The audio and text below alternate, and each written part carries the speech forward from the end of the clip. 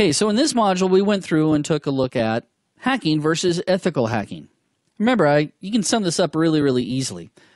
What is the intent of what you're doing, and do you have permission or the rights to do so? Are you breaking any laws? Just because you find a really cool tool and you have no intent, I just want to run the tool and see if it'll work against my competitor's website. It's not going to do anything destructive. I just kind of want to see what I can see. Okay, guess what? You're still not obeying the law. You're still doing it unethically. Also, we looked at the fundamentals of information security. Remember, this is the reason why we are securing down our environment.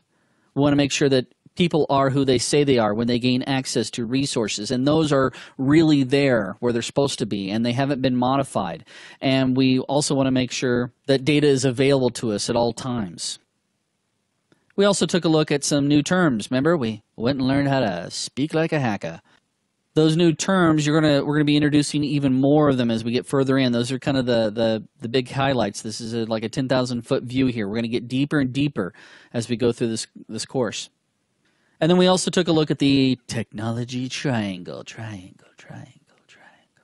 Yeah, see, that was my mysterious voice there.